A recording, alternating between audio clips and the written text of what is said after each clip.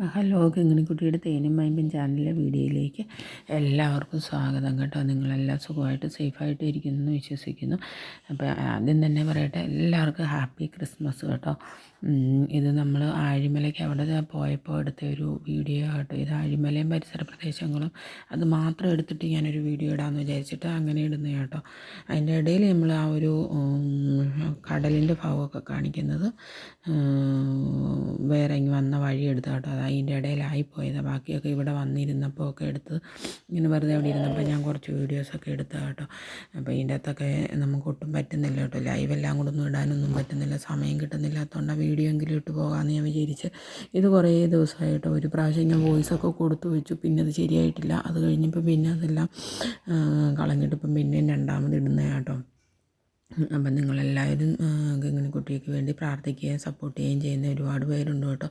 എല്ലാവർക്കും ഒരുപാട് thank you. ഈ അഴിമല ഇതിൻ്റെ അകത്ത് ക്യൂ നിന്നിട്ട് 100 രൂപ ടിക്കറ്റ് എടുത്തിട്ട് അകത്തൊരു ഗുഹ പോലെ, വലിയൊരു ഗുഹ പോലെ ഉണ്ട് കേട്ടോ. അത് 100 രൂപ ടിക്കറ്റ് എടുത്തിട്ടാണ് നമ്മൾ കയറാൻ പറ്റുന്നത്. നല്ല രസം കേട്ടോ. എല്ലാ ശിവൻ്റെയും പാർവതിയുടെ എല്ലാ ഭാവങ്ങളും അതിൻ്റെ അകത്ത് കുത്തി വെച്ചേക്കുന്ന കേട്ടോ. അതിൻ്റെ അകത്തൊരു ഫോട്ടോയോ ഒന്നും എടുക്കാൻ അലോഡല്ല കേട്ടോ. വീഡിയോയും ഫോട്ടോയും ഒന്നും. അതേ പറയുമ്പം തൊട്ട് കയറുമ്പം തൊട്ടേ അവരത് പറയാൻ തുടങ്ങും. അകത്ത് കയറുമ്പം കുറേ ആൾക്കാർ ഇടയ്ക്കിടയിൽ നിൽക്കുന്നുണ്ടാവും കേട്ടോ. ഒരു ഫോട്ടോ പോലും നമുക്ക് എടുക്കാൻ പറ്റത്തില്ല. പക്ഷേ നല്ല രസമാണ് കേട്ടോ. നമ്മളൊന്ന് കാണണം. അത് പോകാൻ പറ്റുന്നവരെല്ലാവരും ഒന്ന് പോയി കാണണം കേട്ടോ. നല്ല ഭംഗിയുണ്ട് കേട്ടോ അതിൻ്റെ ഉള്ളിൽ വശമൊക്കെ കാണാനായിട്ട്. പിന്നെ മോളെ കൊണ്ടാണ് ഞാൻ അതിൻ്റെ അകത്തൂടെല്ലാം കയറിയത്. പക്ഷേ അങ്ങനത്തെ ബുദ്ധിമുട്ടൊന്നുമില്ല. ശരിക്കും പറഞ്ഞാൽ ഒരാൾക്കു കയറി അകത്തൂടെ കയറി ചുറ്റിക്കറങ്ങി വളഞ്ഞു തിരിഞ്ഞ് എതിലേക്കോ അങ്ങനെയൊക്കെ വന്ന് അങ്ങനെയൊക്കെയാണ് കേട്ടോ. സത്യം പറയാം എനിക്കൊന്നും മനസ്സിലായില്ല. മോളെ കൊണ്ട് കയറിയതിൻ്റെ ഒരു ഇതെന്തെങ്കിലും ഒരു ബുദ്ധിമുട്ടൊന്നും ഉണ്ടായില്ല അവൾക്ക്. അതിൻ്റെ അകം മൊത്തം AC ഒക്കെ കേട്ടോ. അങ്ങനത്തെ ഒരു ഓക്സിജൻ പ്രശ്നമൊന്നും ഉണ്ടായിരുന്നില്ല. നല്ല രസമുണ്ട് കാണാൻ വേണ്ടിയിട്ട്. അപ്പോൾ നിങ്ങളെല്ലാവരും കാണാൻ പറ്റുന്നവരെല്ലാവരും ഒന്ന് പോയി ഇടയ്ക്കൊക്കെ വെറുതെ ഇരിക്കുമ്പോൾ ഇങ്ങനെയൊക്കെ ഒരു പോക്കൊക്കെ പോകണം കേട്ടോ. ഒന്ന് പോയി എല്ലാവരും ഒന്ന് കാണാൻ പറ്റുന്നവരൊക്കെ ഒന്ന് കാണുക കേട്ടോ. നല്ലതാണ്, നല്ല ഭംഗിയുണ്ട് കേട്ടോ. ഞങ്ങൾ പക്ഷേ പണ്ട് ഞാൻ പോയിട്ടുണ്ടായിരുന്നു. അന്ന് ഇതൊന്നും ഉണ്ടായിരുന്നില്ല കേട്ടോ. ഇതൊക്കെ ഇപ്പോൾ തുടങ്ങിയതാണെന്ന് തോന്നുന്നു. പണ്ട് പോകുമ്പോൾ ഞാനിതൊന്നും കണ്ടിട്ടില്ല കേട്ടോ. അപ്പം നിങ്ങളുടെ എല്ലാവരുടെയും സപ്പോർട്ടിനെല്ലാം ഒരുപാട് താങ്ക് യു. പിന്നെ ക്രിസ്മസൊക്കെ ആയല്ലോ അല്ലേ. എല്ലാവർക്കും ക്രിസ്മസിൻ്റെ തിരക്കൊക്കെ ആയിരിക്കുമല്ലേ.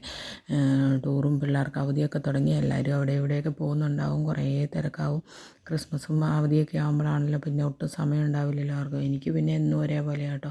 നമ്മളെ കൊച്ചിനെ കൊണ്ട് ഇങ്ങനെ കൂടുതൽ സമയം ഇരിക്കുന്നത് കൊണ്ട് അങ്ങനെ ഒരു വലിയൊരു തിരക്ക് അങ്ങനെയൊന്നും ഇല്ല. പിന്നെ എന്തെങ്കിലുമൊക്കെ ചെറിയൊരു പ്രശ്നം, ചെറിയൊരു എവിടെയെങ്കിലുമൊക്കെ ഒന്ന് പോകും. ചില സമയത്തൊക്കെ പോകുന്നല്ലാണ്ട് പിന്നെ മോളെയും കൊണ്ട് അങ്ങനെ അധികം ഇപ്പോൾ ഒന്നും പറ്റുന്നില്ല കേട്ടോ. സത്യം പറഞ്ഞാൽ ഇപ്പം പോയിട്ട് വന്നപ്പോൾ ഞാൻ വിചാരിച്ചു എന്തായാലും നേർച്ചയെല്ലാം ഒരുവിധമെല്ലാം കുറേയെല്ലാം ചെയ്തതെല്ലാം നന്നായി. കാരണം മോള് വലുതാവും തോറും നമുക്ക് കൂടുതൽ അങ്ങനെ എടുത്തുകൊണ്ട് നടക്കാനോ അങ്ങനത്തെ കുറേ ബുദ്ധിമുട്ടുകളുണ്ടല്ലോ. ഒരുപാടൊന്നും പറ്റുന്നില്ല കേട്ടോ.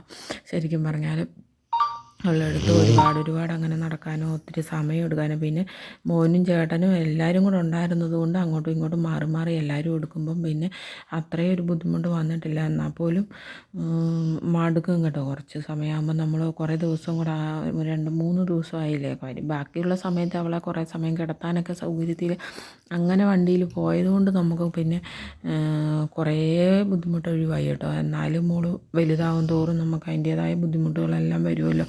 ചെറിയ പിള്ളേരെ കൊണ്ട് തന്നെ നമുക്ക് കുറച്ച് സമയം അല്ലേ പറ്റുള്ളൂ. കൈയും കാലും എല്ലാം കട്ട് കഴിക്കൂല. അപ്പം പിന്നെ ഇതെല്ലാം മുന്നോട്ട് ഇനിയും പോകുമ്പോൾ എത്ര കാലം എനിക്കിങ്ങനെ എടുത്തിട്ട് എല്ലാം ചെയ്യാൻ പറ്റുമെന്നൊന്നും എനിക്ക് അറിഞ്ഞുകൂടാ. ഇപ്പം തന്നെ ഭയങ്കര ബുദ്ധിമുട്ടാണ് കേട്ടോ. വീൽ ചെയറൊക്കെ ഉണ്ട് കേട്ടോ. വീൽ ചെയറിലൊക്കെ ഇരുത്തി ഫുഡൊക്കെ കൊടുക്കാൻ എല്ലാവരും പറയുമെങ്കിലും ഇരുത്തി 1-2 സ്പൂൺ കൊടുത്തു കഴിയുമ്പോൾ എനിക്ക് പാവം തോന്നും. അപ്പം ഞാൻ വേഗം എടുത്ത് മടിയിൽ വെച്ച് ഞാൻ തന്നെ അങ്ങ് കൊടുക്കും കേട്ടോ. എന്തോ എനിക്കതിന് പറ്റുന്നില്ല, തോന്നുന്നില്ല. അവിടെ മുഖം കാണുമ്പോൾ ഞാൻ വിചാരിക്കും പാവം ഞാനല്ലാണ്ട് വേറെ ആരാ അതിനെ എടുക്കാനും കൊടുക്കാനും ഉള്ളതെന്ന് വിചാരിച്ചിട്ട് ഞാൻ വേഗം പിന്നെ മടിയിലെടുത്ത് അങ്ങ് വെക്കും. നമ്മളൊക്കെ അല്ലേ ബുദ്ധിമുട്ട് എന്തെങ്കിലും ഉണ്ടെങ്കിലും എന്തുണ്ടെങ്കിലും ഞാനല്ലേ ഉള്ളൂ അവൾക്ക് നോക്കാനെന്ന് വിചാരിച്ചു. ഒരു സ്പൂൺ വെള്ളം വരെ കൊടുക്കാനായിട്ട് വേറെ ആരുമില്ല. അപ്പം ഞാൻ വിചാരിക്കും പാവം എൻ്റെ മോള് ബുദ്ധിമുട്ടണ്ട, അതിന് ഞാനല്ലേ ഉള്ളൂ, ഞാൻ മടിയിൽ തന്നെ വെച്ചിട്ട് അങ്ങനെ കൊടുത്തുകൊണ്ടിരിക്കും കേട്ടോ. അവൾക്കും അതാ ഇഷ്ടം. പിന്നെ വീൽ ചെയറിൽ ഇരിക്കുമ്പോൾ ഒരു ബുദ്ധിമുട്ട്, കുറേ സമയം ഇരിക്കുമ്പം ബുദ്ധിമുട്ട്. അപ്പം ദേഷ്യം വന്നിട്ട് അങ്ങനെ കഴിക്കാണ്ടൊക്കെ ഇരിക്കും കേട്ടോ. അപ്പോൾ അത് കാണുമ്പോൾ എനിക്കൊരു സങ്കടം തോന്നും. ഇപ്പം ഞാനങ്ങനെ അങ്ങ് കൊടുക്കുന്നില്ല. എന്നാലും ഫുൾ സപ്പോർട്ടോട് കൂടിയൊക്കെ ഇരിക്കാനോ ഇരുത്താനൊക്കെ നോക്കുന്നുണ്ട്. അങ്ങനെ ഇരിക്കുന്നുണ്ട് കേട്ടോ. പിള്ളേരൊക്കെ ബാക്കിൽ വെച്ചിട്ട് അങ്ങനെയൊക്കെ ഇരിക്കും. ഓക്കെ, നിങ്ങളുടെ എല്ലാ സപ്പോർട്ടിന് താങ്ക് യു.